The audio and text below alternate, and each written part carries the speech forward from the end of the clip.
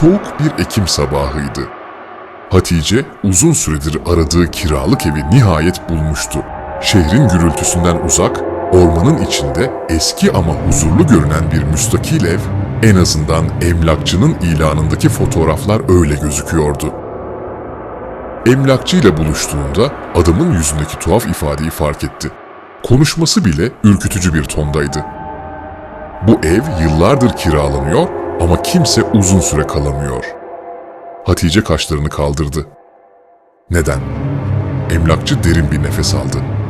Geceleri bebek ağlamaları duyduğunu söyleyenler oldu. Eşyaların yer değiştirdiğini söyleyenler bile olmuştu. Evden çıkanların hepsi çocuk odasında bir beşik olduğunu söylüyorlardı. Hatice, batıl inançlara inanmazdı. Kendi kendine gülümsedi. Evin içinde eski bir beşik mi var yani?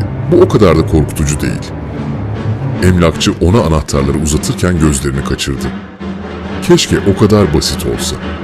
Hatice eve taşındığı ilk gece huzur içinde uyudu. Ama ikinci gece her şey değişti.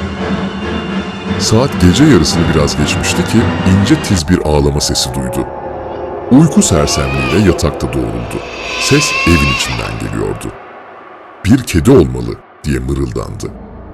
Ama sonra bebek ağlama sesini daha belirgin bir şekilde duydu.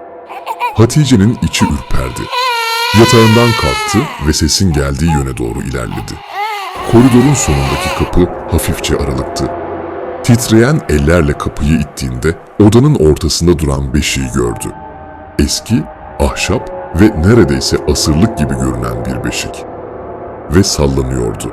Odadaki hava aniden buz gibi oldu. Bir adım geri çekildi. O anda beşiğin içinden bir ses yükseldi. Anne. Hatice çığlık atarak odadan kaçtı. Kapıyı sertçe kapattı ve arkasına yaslandı. Nefes nefeseydi. Kalbi çok hızlı atıyordu. Sabaha kadar gözünü bile kırpmadı. Güneş doğduğunda odaya tekrar girdi. Beşik, önceki gece gördüğü gibi yerinde duruyordu. Ama bu sefer içi boştu. O günü sessizlik içinde geçirdi ama gece olduğunda her şey yeniden başladı. Gece saat 1'de beşik kendi kendine sallanmaya başladı. Bebek ağlaması duvarların arasından yankılanıyordu. Hatice artık bu işin bir şaka olmadığını anladı. Telefonunu alıp internette bu ev hakkında araştırma yapmaya karar verdi. Ancak yazdığı her kelime ekranda kayboluyor ve yerine şu cümle beliriyordu. Şimdi. Sıra sende. Telefonu elinden fırlattı. Tüm vücudu titriyordu. Kaçmalıydı. Ama nasıl? Sonradan bu olanlarla yüzleşmek için beşiğin olduğu odaya doğru hızlı ilerledi ama bir yandan da çok korkuyordu. Tam o sırada evin içerisinde ayak sesi yükseldi. Birisi ağır ağır koridorda yürüyordu. İçeriden kilitlediği kapıya usulca vuruldu. Hatice, kapının altından görünen gölgenin bir çocuğa ait olduğunu fark etti. Ama bu imkansızdı. Evde yalnızdı.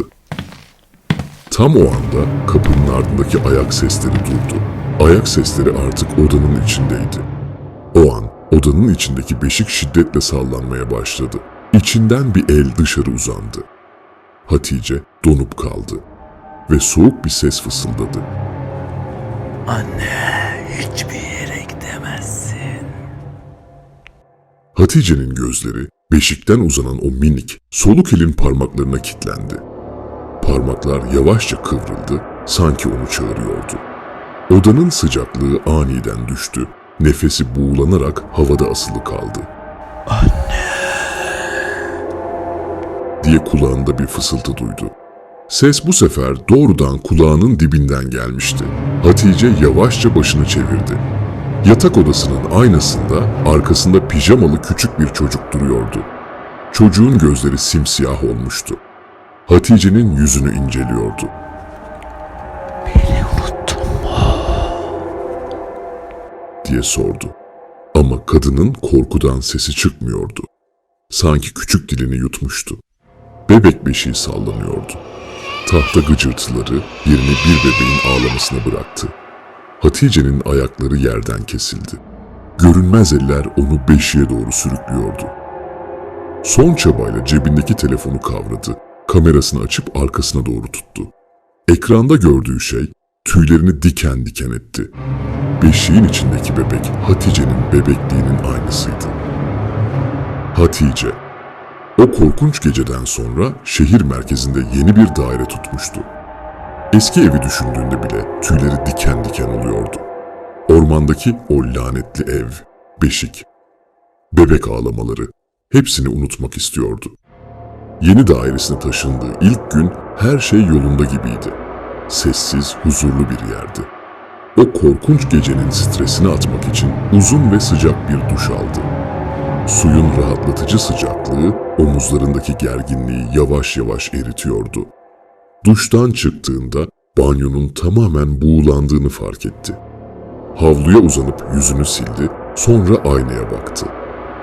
Ve bir şey gördü. Buğu yapmış aynanın üzerinde titrek harflerle yazılmış tek bir kelime duruyordu. Hatice'nin nefesi boğazına düğümlendi, kalbi deli gibi çarpmaya başladı. Titreyen eliyle aynayı silmeye çalıştı ama yazı kaybolmadı. Tam o anda bir fısıltı duydu. Beni neden bıraktın? Odaya buz gibi bir hava yayıldı.